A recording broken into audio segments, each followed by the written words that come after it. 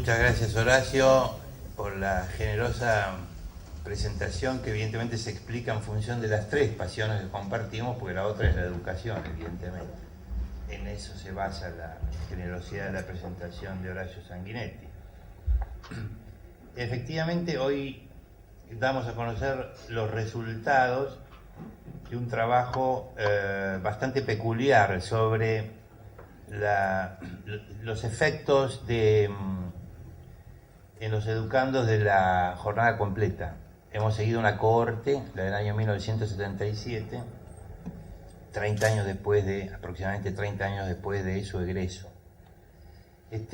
Como se ve allí, este trabajo tiene dos coautoras, una es Cecilia Dorogué, que no está porque está en Estados Unidos, la otra es Marilina Gigaglia, que me acompaña aquí, y hemos hecho este proyecto en el IAE, en la Universidad Austral, y como también consta allí, es un proyecto que es costoso económicamente y que sin el apoyo de la Fundación Ethos no podría haberse realizado. O sea que yo agradezco de corazón, aquí está su presidenta Marcela Sin, porque, en fin, este tipo de apoyos a la investigación no son tan frecuentes, quizás como debieran serlo, y para nosotros fue lo que definió la posibilidad de hacer este estudio. Así que muchísimas gracias, Marcela, y a toda la gente de la Fundación Ethos. Vamos a ver primero brevemente en qué consistió la política cuando se aplicó varios años antes y más oficialmente a partir de 1970, o sea, a partir del año lectivo de 1971. ¿Cuál fue el experimento que nosotros diseñamos y con qué base de datos nos hemos movido? ¿Qué enfoque metodológico le dimos al trabajo? Como ustedes van a ver, es bastante particular. Y también algo que yo creo que es casi más importante que el trabajo nuestro es la literatura que revisamos, que por momentos puede resultar un poquito demasiado técnica, quizás, porque es literatura de lo que se llama actualmente experimentos naturales o experimentos al azar, y que es lo que está de moda. Bueno, como está de moda hay que trabajar en eso, ¿no? Pero fuera de eso, fuera de broma, creo que aporta un enfoque metodológico realmente interesante, y aunque sea un poco técnico, conviene contar cuáles son los resultados, porque da la impresión que se estuviera avanzando en el conocimiento por esta vía. Por último, vamos a ver, lógicamente, los resultados de la investigación y a discutir cuáles serían, bueno, la relación entre esos resultados y los que obtuvo la literatura anterior a nosotros, y si es que podemos, ahí ya damos un paso un poquito audaz, si se quiere, cuáles podrían ser implicancias para las políticas educativas. Bueno, como decía antes, después de varios años de experimentación, en el año 71, oficialmente, aproximadamente en la mitad de las escuelas de la ciudad de Buenos Aires, se instaura la jornada completa, como vamos a llamar este trabajo, tiene muchos otros nombres: jornada extendida, doble jornada, doble escolaridad, etc. Acá vamos a llamar jornada completa. Lo curioso de esta experiencia, que parece que se hubiera hecho a propósito con un sentido experimental, es que se dispuso aproximadamente en la mitad de las escuelas de todos los distritos escolares de la ciudad de Buenos Aires, lo cual le dio una representatividad sociogeográfica sumamente interesante. Si bien la política inicialmente estuvo inspirada en lo que podríamos llamar una orientación social, en el sentido de atender chicos en zonas más desfavorables, o también el hecho de la creciente incorporación de las mujeres al mercado de trabajo, y que generaba entonces una nueva necesidad social, en el momento en que se generaliza, o sea, a partir de 1971, se establece en la mitad de los distritos, en la mitad de las escuelas aproximadamente, no es un criterio exactamente aritmético, de todos los distritos escolares. Como si hubieran estado esperándonos a nosotros o a alguien que hubiera hecho antes que nosotros para que se hiciera el experimento a ver qué pasó con esto, ¿no? Bueno, y hasta el momento realmente no había un estudio que hubiera aprovechado esta circunstancia, que en realidad es una circunstancia que se da rara vez. O sea, es muy difícil encontrar en la realidad situaciones de diseño cuasi experimental. Se hacen sí diseños experimentales, pero no espontáneos. Este es un experimento de naturaleza espontánea. Bueno, en el mismo año también se establecieron los contenidos, y esto conviene echarle una mirada. Era un horario realmente muy extenso, ¿no? De 8:30 entraban los chicos y se retiraban a las 16:40, ¿no? Con un total de 40 horas escolares a la semana. Y más o menos el tiempo adicional lo podemos distribuir un 35% en adicionales a las asignaturas que ya tenían la jornada simple. Después había 5 horas, un 25% del total de fijación de contenidos con guía del docente, o sea, como profundizar el conocimiento, horas de estudio. Había un componente de 20% de trabajo manual y experiencias de trabajo, que si uno las mira a la distancia, claro, con el criterio contemporáneo, da como la sensación de una cierta antigüedad, digamos, que no... Ya desde el inicio no da la sensación de que, por ejemplo, preparara en algún sentido, por ejemplo, para el mundo del trabajo, ¿no? La lengua extranjera, que eran 2 o 3 horas, o sea, un 12,5% del tiempo, generalmente inglés, y después tiempos adicionales de educación física, educación para la salud, ahorro y previsión, un 7,5%. Y se suprimían las tareas para el hogar, o sea, los chicos de estas escuelas no tenían tareas para el hogar. Eso más o menos los contenidos que agregó la extensión de la jornada. Bueno, como decía antes, estos casos son bastante raros. En las ciencias sociales encontrar un experimento natural. Nosotros elegimos esa cohorte precisamente porque fue la primera que se graduó con el sistema ya generalizado. De esta manera tratamos de minimizar lo que se llama el sesgo de selección, o sea, teóricamente en cohortes posteriores los padres podrían haber elegido voluntariamente escuelas de doble jornada, con lo cual ya se le quitaba un factor de neutralidad al experimento. De todas maneras, en la normativa que empezó a regir en esta fecha se estableció claramente algo que en la práctica existía antes y que sigue existiendo ahora, y era que la primera prioridad para asignar a los alumnos a las escuelas era el domicilio y en segundo lugar los hermanos, con lo cual tampoco era tan flexible la posibilidad de elegir este tipo de escuela. Pero sin poder garantizar que hayamos eliminado el sesgo de selección, hemos tratado de minimizarlo a través de este expediente.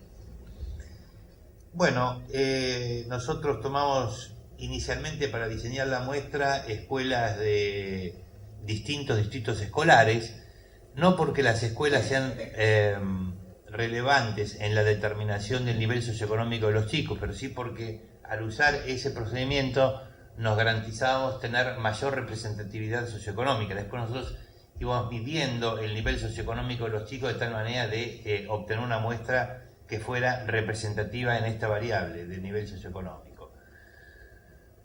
Primero se pensó en que era necesario hacer 600 casos, luego se determinó que era suficiente una muestra de 400 casos que finalmente resultaron en 380. Esta presentación a partir de mañana va a estar en el sitio de la Academia Nacional de Educación, lo mismo que el trabajo, que lamentablemente por ahora está solamente en versión inglesa, porque en realidad nuestra intención es tratar de publicarlo, digamos, en revistas que tengan una amplia difusión, pero muy pronto lo vamos a traducir también al español para publicarlo también en español. Bueno, desde el punto de vista metodológico hay que encontrar un método que permita aislar los efectos de la política. Una primera aproximación es la comparación de las medias entre los dos grupos, el grupo de tratamiento y el grupo de control, pero esto no nos da mayores precisiones acerca de hasta qué punto las diferencias de medias, aunque sean estadísticamente significativas, puedan deberse al tratamiento. Una segunda aproximación es lo que se llama el propensity score matching, o sea, la equiparación de la probabilidad de haber sido sujeto del tratamiento. Esto procura compensar, comparar sujetos del grupo de tratamiento y del grupo de control, pero tiene el evidente problema de que evidentemente la probabilidad de comparar dos individuos idénticos es virtualmente igual a 0. Entonces hay distintos métodos que procuran lograr que la comparación sea lo más exactamente posible y que se pueda aislar con la mayor precisión el efecto del tratamiento, nosotros elegimos uno que se denomina el enfoque de Kernel, en el que cada sujeto se aparea, o sea, se compara con un promedio ponderado de todos los individuos del grupo de control, y que esta ponderación es inversamente proporcional a la distancia entre el propensity score del grupo de tratamiento y el grupo de control. O sea, sería uno de los métodos más rigurosos, no es el único, hay varios disponibles que maximizan la probabilidad de que las diferencias que se encuentren entre unos y otros se deban a la política, en este caso la extensión de la doble jornada. Antes de presentar los resultados, creo que conviene dar un breve pantallazo a la literatura para familiarizarlos con lo que son estos estudios. Una de las cosas más sorprendentes que uno encuentra en este tema es que hay grupos de literaturas sobre estos temas de políticas educativas que no se tocan entre sí, digamos. O sea, un grupo es la literatura que hacen los especialistas en ciencia de la educación, otro lo que hacen los sociólogos de educación. Aquí hay algún área de superposición de los conjuntos, pero no muy grande. Y después está toda la literatura que hacen economistas metidos a analizar la educación, que es la mayor parte de la literatura que yo voy a mencionar ahora es hecha por economistas. Puede ser que en algunos de los presentes esto genere alguna reacción de sorpresa, por lo menos. Lo que ocurre es que, bueno, son los economistas. ¿Qué aportan los economistas acá? Nada que tenga que ver con la economía estrictamente, o poco que tenga que ver con la economía estrictamente. Mucho más es el aporte que hacen de una metodología muy rigurosa para analizar los resultados de la política, o sea que el aporte metodológico. Sin embargo, cuando uno lee la literatura que hace este grupo de investigadores, encuentra escasas o nulas referencias de las otras literaturas que yo mencioné y viceversa. Yo creo que una de las mayores contribuciones que se podría hacer al avance del conocimiento en políticas educativas sería realmente poner en contacto a estos grupos y trabajar de manera más interdisciplinaria, porque es muy sorprendente que virtualmente sean conjuntos que no tengan superposición. Esto es muy complicado y yo no se lo voy a explicar, pero era para mostrarles con una pequeña imagen sintética cuáles son las principales variables de resultado que están en las columnas y variables de políticas que ha analizado esta familia de estudios. Acá nosotros hemos relevado 20 estudios, todos realizados en este siglo y la mayor parte en los 4 o 5 últimos años, o sea que es literatura muy reciente, donde se trata de explicar en qué medida, por ejemplo, la repitencia o la finalización del nivel, los años de estudio o la asistencia a la escuela, los puntajes en las pruebas de calidad. Esta es una variable que aparece muy reiteradamente. Pero también cosas más lejanas como el empleo, los salarios u otros resultados como, por ejemplo, la criminalidad aparecen dentro de las variables dependientes o las variables de resultado. Y entre las variables independientes de estos estudios que aparecen en las filas están, por ejemplo, políticas referidas al preescolar, un año más de escolaridad o la calidad del preescolar, los recursos de las escuelas, tales como edificios, la existencia de un comedor gratuito, entrega de uniformes o de libros. Otra política que está siendo muy estudiada recientemente es la de las becas condicionadas, o sea, los conditional cash transfers, que es una política que se está aplicando crecientemente en muchos países. Una cuarta política es mover la relación alumnos por docente, o sea, lo que podríamos llamar el tamaño del aula. Una quinta son las políticas de apoyo escolar, tales como el maestro adicional o enseñanza asistida por computadoras. Luego también se estudia algo muy importante, que es el efecto de los pares, o sea, en qué medida los pares de los chicos influyen por ahí en los aprendizajes, más que todas otras variables que hemos mencionado. También se han estudiado reformas más integrales, por ejemplo, una realizada en Suecia.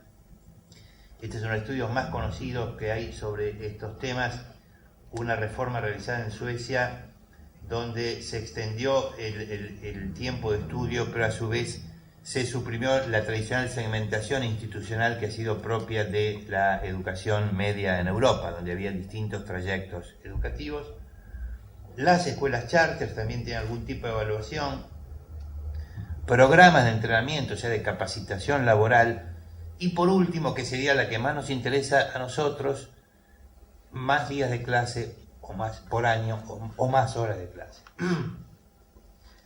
Yo ahí tengo marcados algunas de las cosas que son de las muy poquitas que vamos a comentar. El estudio en realidad más impresionante es el Perry School Project, que es un proyecto que empezó hace aproximadamente 40 años, donde a un grupo experimental se dio educación preescolar de alta calidad y a un grupo de control no se la dio, entre población afroamericana en los Estados Unidos, y se hicieron mediciones a los 10, los 12, los 15, etcétera, hasta los 40 años de edad, hasta los 40 años de edad. Este es el estudio sería más impresionante que hay dentro de esta aproximación metodológica.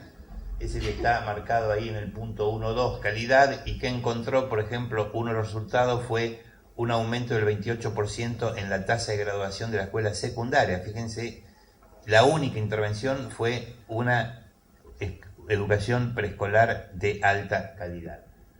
Y también efectos muy positivos en el empleo, los salarios, menores tasas de criminalidad y cosas más sutiles como que, por ejemplo, los padres, los papás varones se dedicaban más tiempo a la crianza de sus hijos en el grupo de tratamiento.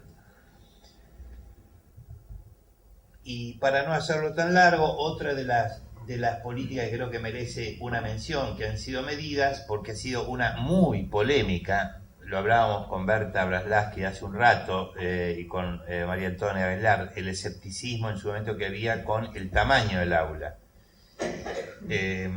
Aquí sí hubo una influencia por ahí negativa de mis colegas economistas en el sentido de que quizás por una cuestión de ahorro de recursos, bueno, discutir mucho si tenía alguna eficacia achicar el tamaño del aula, o sea que hubiera menos alumnos por docente. Y en realidad hay cientos de trabajos, no sé si miles, pero cientos seguro, de los cuales 95% es hecho en Estados Unidos, que encontraron resultados no con una lógica experimental, sino con una lógica de modelos de regresión, que en el fondo es menos rigurosa desde el punto de vista estadístico, que no había influencia significativa del tamaño del aula en los aprendizajes. Y ahora encontramos, por ejemplo, que es lo que ahí se menciona, este estudio de Piketty y Valdener, hecho en Francia, que llega a una conclusión opuesta en el sentido de que, por ejemplo, reducir en 5 alumnos en las zonas de acción prioritaria, que CEP se llaman en Francia, pero que aquí, bueno, Berta Braslaski fue la precursora de su aplicación entre nosotros en la ciudad de Buenos Aires. Si en esas zonas se redujera en 5 chicos el tamaño del aula, se reduciría la mitad, 46% en realidad, de la brecha que separa la adquisición de conocimientos entre los chicos de esas zonas y los chicos, digamos, el resto de las zonas o incluso de las de mayores ingresos. O sea, un resultado muy fuerte, que lo comento porque si bien no tiene una vinculación directa con el tema que aquí nos ocupa, sí tiene desde el punto de vista metodológico y demostrar cómo esta metodología está empezando a cuestionar algunos de los resultados que se habían obtenido con la metodología más convencional de los modelos de regresión. Esto entonces son algunos de los resultados, sintetizando entonces, ¿qué nos dicen? Ya no particularizando en estos dos que yo los mencioné justamente como los que han obtenido resultados más impactantes, sino si uno dice, bueno, toda esta nueva familia de estudios, ¿qué nos aporta? En términos generales, uno diría que de todas las políticas se encuentran resultados positivos, pero más bien modestos, o sea, que no son, no mueven demasiado la media ni mueven demasiado la ganancia en términos de desvíos estándar, con algunas excepciones importantes, ¿no? Que ahora, que en realidad ya las mencionamos, ¿no? Después, las variables en las cuales se obtienen mayores resultados son las variables cuantitativas, más bien, como la asistencia o la graduación, ¿cierto? Y en cambio las variables con menos resultados son las variables cualitativas, como podría ser concretamente las pruebas de calidad, tomadas como indicador, o variables que son más de largo plazo, como el nivel de ingresos o los salarios y el empleo. Yendo ahora a las excepciones, podemos establecer una especie de ranking, que es una manera de traducirles esa tabla que yo les presentaba a un lenguaje más accesible. Claramente, de todas las mediciones hechas, la que ha tenido mayor impacto con esta metodología es este preescolar de alta calidad del proyecto del Perry School Project, ¿no? En segundo lugar, el tamaño del aula, muy especialmente en primaria, que acabo de mencionar el estudio de Piketty y Valdener, especialmente en primaria, porque también estos autores estudiaron qué pasaba si se hacía lo mismo en la enseñanza media, y el impacto es muchísimo menor, o sea, claramente menor. O sea, hay una diferencia muy clara entre el efecto del tamaño del aula en la enseñanza primaria y en la enseñanza media. Después, ya en un nivel de menor impacto, tendríamos las becas condicionadas, que tienen, por ejemplo, impacto en la cantidad de chicos que hacen estudios terciarios. En un estudio muy reciente, en el caso de Colombia, sumamente interesante.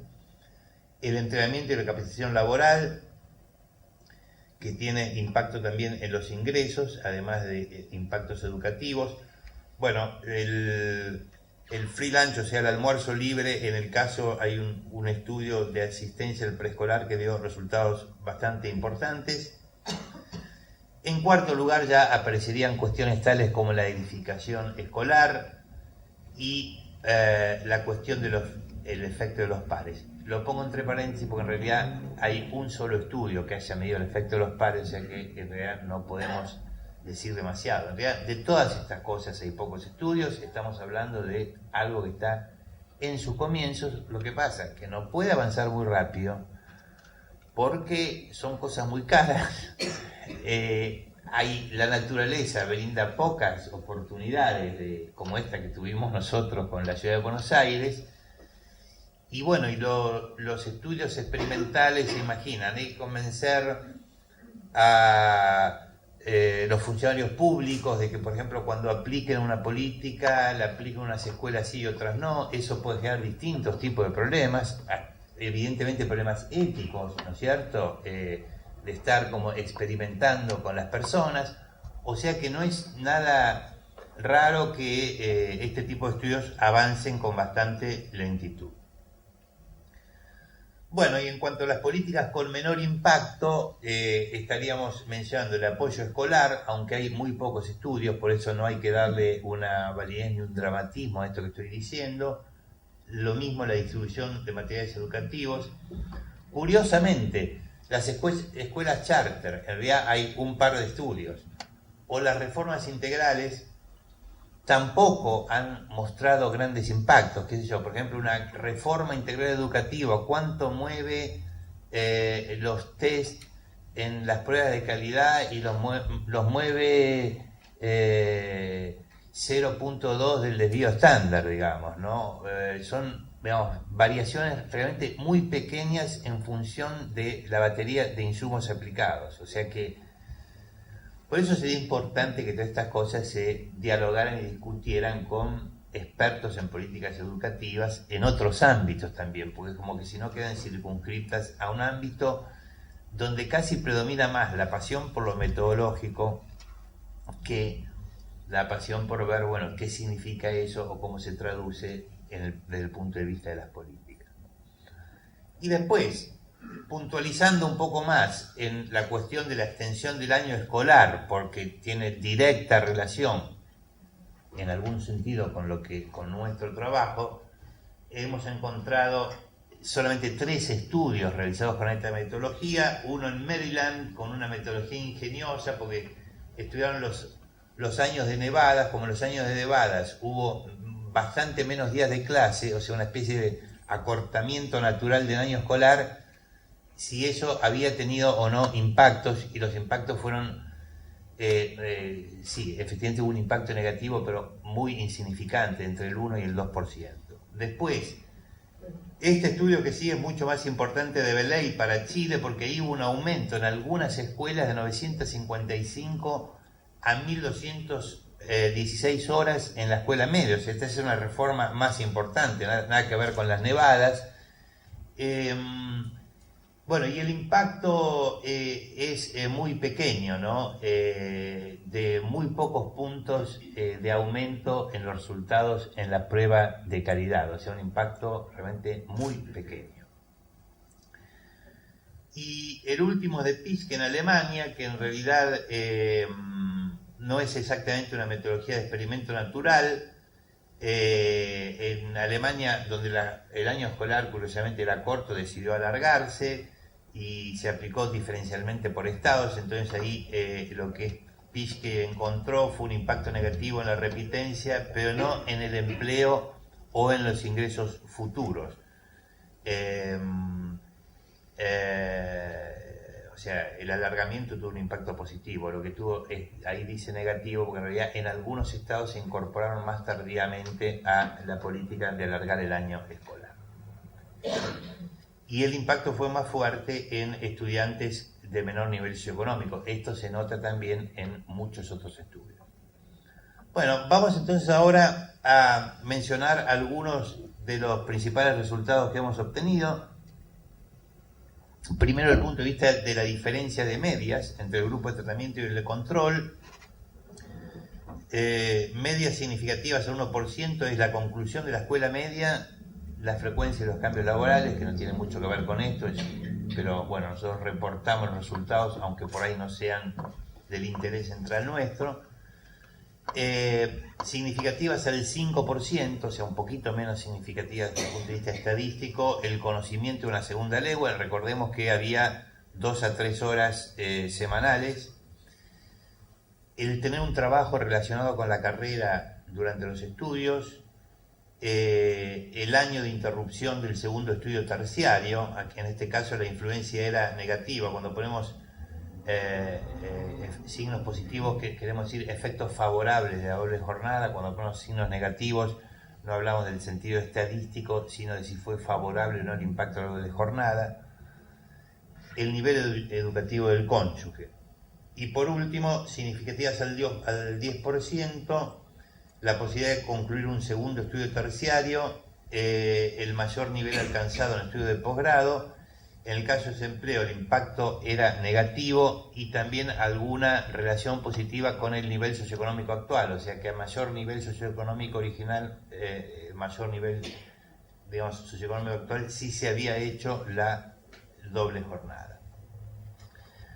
Ahora, eso era la diferencia de medias. Recuerden que nosotros habíamos dicho que las diferencias de medias no nos permiten aislar los efectos del tratamiento. Entonces, cuando lamentablemente le ponemos un criterio más riguroso para aislar los efectos del tratamiento, como que se nos achica la cantidad de resultados. Pero así es la vida, no siempre depara sorpresas agradables, ¿no? Bueno, los resultados que vamos a mostrar es realmente lo que sí puede considerarse realmente en términos de probabilidades, resultados significativos obtenidos por este medio, por este método, ¿no es cierto? ¿Cuáles son entonces esos resultados? Y acá está el corazón entonces de la conclusión del trabajo. En primer lugar, hay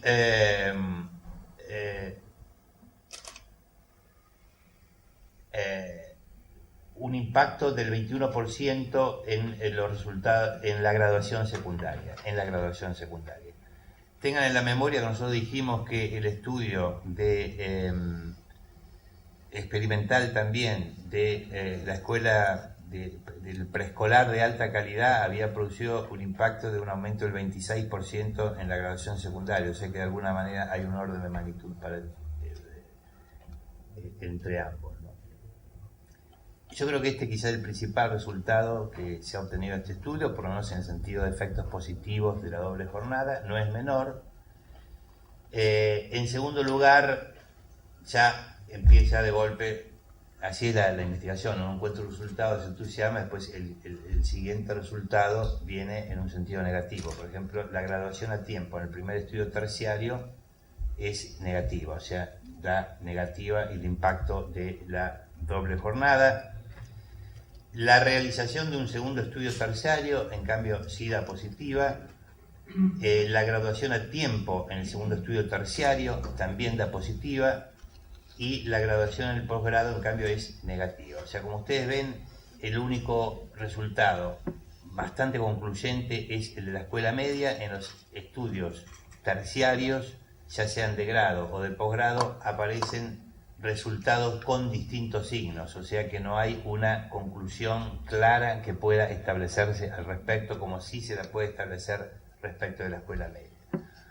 Y algo también, yo diría desilusionante, es que no aparece ya el conocimiento de una segunda lengua. O sea, si bien hay una diferencia entre las medias, cuando yo le aplico el método más riguroso para ver si esa diferencia de medias se puede atribuir al tratamiento, desaparece la significación estadística.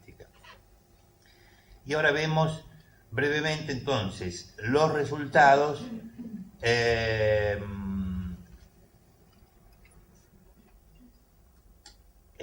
laborales de ingresos y otros resultados. Por ejemplo, hay una relación positiva entre la jornada completa y tener un trabajo relacionado con los estudios terciarios. Hay menor frecuencia de los cambios de trabajo. En materia de ingresos no hay diferencias significativas. En materia de movilidad social tampoco hay diferencias significativas. Sí la hay en el nivel educativo del cónyuge o el nivel educativo del jefe de hogar. Es decir, no hay un impacto de largo plazo en el nivel de ingresos o la calidad de ocupación de las personas que hayan hecho. En este sentido, para contrastar, porque alguien diría, no, pero ¿cómo vos podés pretender que alguien que hizo una escuela primaria diferente pueda eso solo tener algún efecto en la vida posterior? Bueno, los resultados en este sentido contrastan con los de el preescolar de alta calidad, donde sí se encontraron casi a la misma edad, porque los miden a los 40 años, nosotros los estamos midiendo a los 37 o algo por el estilo. Sí encontraron también impactos de mediano y largo plazo en el nivel de ingresos y en la ocupación. Y ahora vemos lo mismo por niveles socioeconómicos, o sea, partiendo la muestra en tres grupos según el nivel socioeconómico original de los chicos, no el nivel actual, sino el nivel socioeconómico de sus familias de origen. Se mantiene el impacto positivo de la graduación secundaria, sube un poquito, es 22 en vez de 21%. Esto es muy significativo porque vamos a ver que no se reproduce en los otros niveles socioeconómicos en la misma medida, lo cual quiere decir que casi todo el impacto positivo que tuvo la doble jornada en la graduación secundaria se explica por el impacto que tuvo en los chicos de menores ingresos. La realización de un segundo estudio terciario sí completó el primero, y algo que podría parecer contradictorio, pero que tal vez no lo sea, hay una asociación positiva entre haber tenido doble jornada y repitencia en la secundaria. O sea, aumenta la tasa de graduación, pero también es mayor la repitencia. En el nivel medio sí aparece un hecho fuerte, que es la graduación a tiempo en el segundo estudio terciario. La calidad del estudio de posgrado, por ejemplo, si fue un doctorado o fue una maestría, etcétera. Tener un trabajo relacionado con la carrera durante los estudios. La graduación secundaria da un impacto negativo, por eso les insisto, todo el efecto positivo de la doble jornada sobre la graduación secundaria se explica por lo ocurrido con los chicos de menor nivel socioeconómico. Lo mismo la posibilidad de realizar estudios terciarios y de realizar estudios de posgrado. O sea, de nuevo, a nivel terciario tenemos resultados que o son negativos o son ambiguos, tan positivos en un caso, tan negativos en el otro. Lo mismo la graduación de posgrado. Y en cuanto al nivel socioeconómico alto, lo mismo que en el bajo, da un impacto positivo, contrario al esperado, la doble jornada sobre la repitencia secundaria, un impacto negativo sobre la graduación de posgrado. Hasta ahí hemos entonces reportado los resultados y ya en la parte final me voy a referir entonces a una breve discusión de cómo se podrían interpretar estos resultados y si en algo podrían eventualmente contribuir al diseño de políticas educativas. Bueno, como ya dije, de alguna manera hay pocos estudios, en realidad poquísimos, que midan efectos duraderos de la extensión de la jornada escolar. Yo les digo la verdad, hemos exprimido todas las fuentes posibles de la literatura y lo único que encontramos fueron 3 o 4 estudios que con metodología rigurosa midan qué pasa si extendemos las horas de clase por día o los días de clase por año. O sea que en un tema tan importante como este se toca bastante de oído.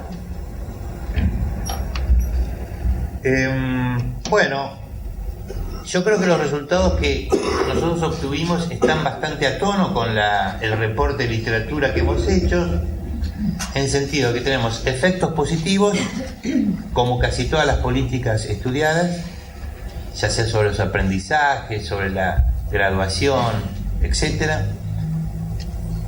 Que efectos que si bien son positivos son más bien modestos y que hay algunas excepciones muy importantes, ¿no es cierto? Las excepciones, revisando la literatura y uniendo nuestro trabajo a ella, son tanto más importantes cuanto más temprana sea la intervención, preescolar o primaria, que es lo medido. Lo preescolar no entramos nosotros a considerarlo, y cuanto menor sea el NES del grupo de tratamiento. Estas son dos cosas que yo creo que conviene tener sumamente en cuenta. Hay una marcada diferencia en los resultados según estos dos criterios. Claramente, como ya he dicho, el preescolar de alta calidad se lleva las palmas de todos los estudios y le sigue las zonas educativas prioritarias de Francia y quizás también, Berta, las de Argentina. Sería bueno ver si no podemos hacer un estudio de esta naturaleza con las zonas también de Buenos Aires, ¿no? Estas dos políticas, las que acabo de mencionar, pueden tener efectos duraderos tanto en variables cuantitativas como los años de estudio y graduación, como en variables cualitativas, ¿no es cierto? Esas dos políticas. Y entonces yo creo que los resultados de nuestro trabajo se pueden considerar pertenecientes a esta tradición bastante reciente, o sea, están alineados. Nuestro estudio no dio una cosa rara, sorprendente, en contradicción con la literatura, sino una cosa que está bastante alineada. Incluso fíjense, el tipo de impacto en la variable graduación secundaria es un porcentaje parecido. Y por último, en cuanto a las implicancias para las políticas, si bien yo mismo acabo de decir que en materia de extensión de la jornada o del año escolar tocamos un poco de oído, me voy a contradecir ya mismo. No, pero voy a aportar un dato, no es que me voy a llegar a contradecir. Acá hay un estudio que hizo Federico Johansen que a mí me impresionó, no tanto en su momento, porque no tuve tiempo para leerlo y lo había mirado muy rápido. Con motivo de este estudio y para fundamentar lo que estoy diciendo, volví a leerlo. Y cuando comparé los 54 países que el estudio resultó que multiplicando los días de clase por año por las horas de clase, Argentina y Uruguay son los dos países que tienen menos horas al año de clases legales en la muestra de 54 países, mitad desarrollados y mitad emergentes. Realmente me impresionó cuando volví a constatar este dato. La jornada completa tiene claramente efectos significativos y duraderos en cuanto a los logros educativos cuantitativos, pero sobre todo en los chicos de nivel socioeconómico bajo. En los otros grupos no está claro ni siquiera que tenga efectos inambiguos y duraderos desde el punto de vista cuantitativo. Por supuesto que hay que considerar cuál es el costo beneficio, el costo de oportunidad de la jornada completa, es decir, hoy, no en 1971, hoy, ¿qué hacen o qué harían los chicos si no estuvieran en la escuela? Como de hecho no están en su enorme mayoría. Esta es una pregunta muy relevante que hay que hacerse hoy día y que queda flotando. Nosotros no tenemos ninguna respuesta especial que aportar que surja del estudio. Pero creo que el estudio ayuda en momentos en que, como sabemos, la ley de financiamiento educativo estableció la meta del 30% de escuela de doble jornada, a concentrar la mirada sobre todo en la calidad, ¿no? Es decir, me parece que aporta en esa dirección. Primero, no es negativa respecto de la extensión de la jornada en sí mismo, puesto que está mostrando que tiene un impacto positivo en el grupo que más necesita tener impacto positivo en el sistema educativo, pero nos invita a ver cuál es la calidad.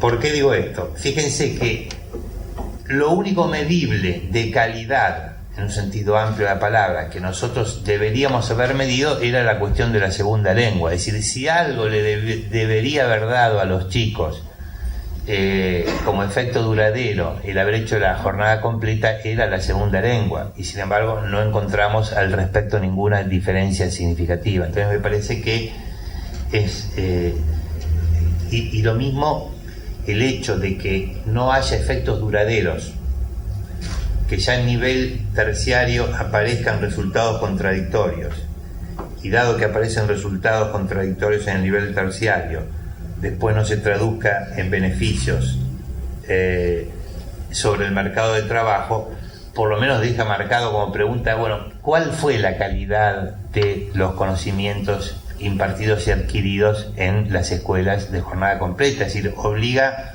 yo creo, un poco a salir de la magia de que extendiendo horas yo voy a resolver el problema educativo, invita a concentrar la atención en la calidad. Nosotros vemos que hoy la situación es que el 30% de los chicos tienen jornada extendida y variada, redondeando los números por supuesto, otro 30% tienen clases diversas en contraturno financiadas por sus padres, y un 40% aproximadamente no tiene ninguna de las dos cosas. O sea, estamos frente a una marcada desigualdad, no solo o no tanto respecto a la duración de la jornada, sino respecto a los contenidos de los que están privados los chicos de menor nivel socioeconómico. Por lo tanto, desde este punto de vista, nosotros creemos que la extensión de la jornada en las zonas más desfavorables podría tener impactos muy positivos. Sin embargo, la normativa, por ejemplo, que obviamente no se va a cumplir, 30% para el año 2010, estamos ahora en el 6-7%, es evidente que no se va a llegar. Hablamos de escuelas de doble jornada.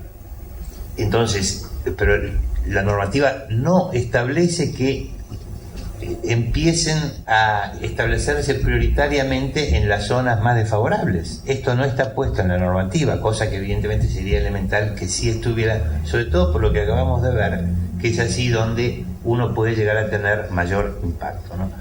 Entonces, creo que la jornada completa tenemos que repensarla entre todos, y bueno, en la que nosotros pensamos es una jornada completa que permita a los chicos el acceso a la segunda lengua, a las artes, a la expresión artística, a la recreación, a los deportes, o sea, todo aquello de los que están privados, los chicos de menor nivel socioeconómico, y que entonces les permita, a través de poder encontrar en estas distintas actividades cuáles son los mejores modos de expresión de su persona, lograr un mejor desarrollo personal. Entonces, nosotros creemos que los resultados de este estudio de algún modo pueden contribuir, ser un pequeño aporte para, en un tema tan importante ahora desde el punto de vista de las políticas educativas, replantearse no solamente el qué, sino también el cómo llevar a la práctica la extensión de la doble jornada. Bueno, muchas gracias por la atención y quedo a disposición de ustedes para preguntas o comentarios.